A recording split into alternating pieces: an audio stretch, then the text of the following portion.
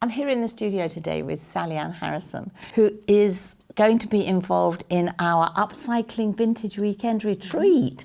So excited about that.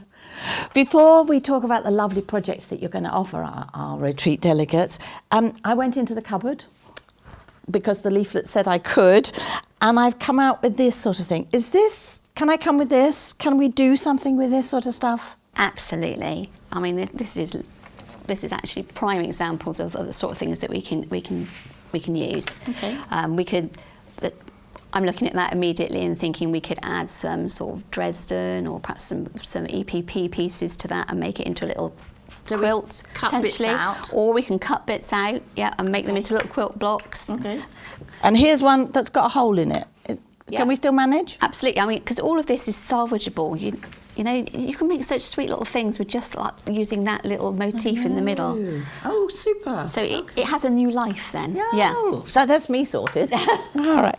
So tell us a bit about some of these. This is one that I fell in love with a long time ago when I first met you. You did. You picked this one out and you said, oh, I really like that one. I do, and I still really like it. Yeah, this is a bit different. So this is a vintage piece of embroidery, and I think it was the middle of a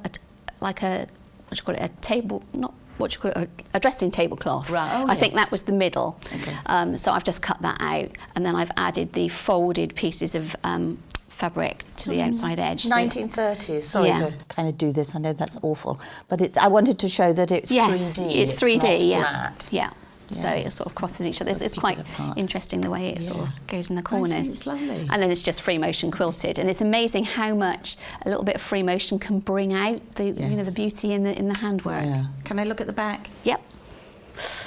That's so super. Lovely. That's the finished back. So again, that's like a vintage piece. It was just cut off an old pillowcase, added to the back, and then some cover buttons. So people can really just go into their go through it and go through the cupboards. Yeah, airing cupboard particularly. Yeah. And the nice thing about these things is they've all got memories. You know, like I found a few things that belong to my nan. You know, and if you make them into something else, they that memory lives on, doesn't it? Yes. Exactly. This is surprisingly heavy. Yes, you picked that up this morning and you went, oh. I did. Yes. It's a pincushion. It's a little vintage piece cut for the centre. It's stabilised, obviously. Yeah. And then these are actually vintage feed sacks. Oh, yes, I heard of those, yes. Okay. Those bits were a gift from a friend in the States, and I just cut those little spokes almost out of them. They used to be very beautiful. Yes. I mean, no wonder they used them in patchwork. Yeah. And? So this is a piece of tapestry. Right. Okay, so always pushing the boundaries. I'm thinking, why not use a piece of tapestry in the middle of your quilt? I mean, if you're going to make a wall quilt, you're not really that concerned about it being, it's not something to sleep under. So you're not concerned about the weight of it. Use a tapestry, put that in the middle, and then build your quilt from there. So this is one of the pieces that I've started to play with. Fantastic. And over here? So this is, you've seen this one before. This is the one in the leaflet. On the leaflet. Yeah. Oh, right. Here we go. So.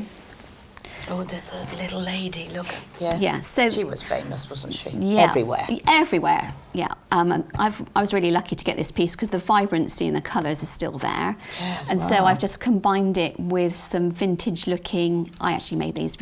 They're reproduction, not original 30s fabrics. Flowers, hexy flowers, and put them around. And started to build out almost like in a medallion effect.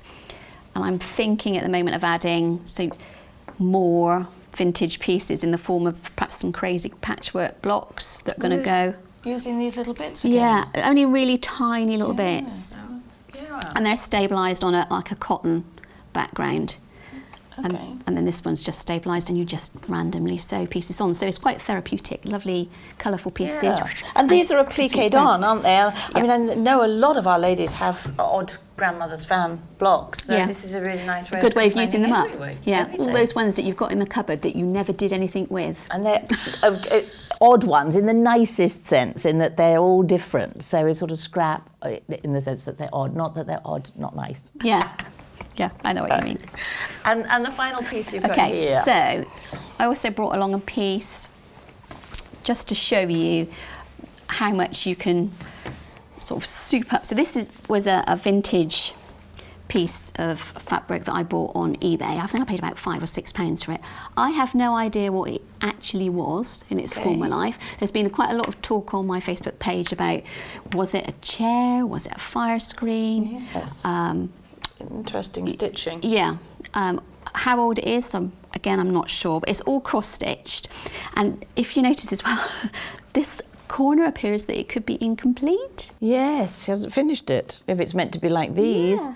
Oh my goodness, yes. So yes. I must admit, I didn't Work notice in that progress. until I sort of got to quilt Yes. it. So all I did was clean it. It's been layered up with cotton batting and also some wool batting. Okay. So it's double layered. Yeah, I should say it's very thick. It's very thick, so that the actual feathers in there show up. But it's amazing how much you can bring it back to life with a bit of quilting. Absolutely. Well, we are going to have such a fun weekend. It's going to be a bit of a mystery for you, though, isn't it, with what we all turn up with? But it's going to be fun, though. I think it is. It's going to be great fun. It's lovely. Yeah. Thank you very much, Sally.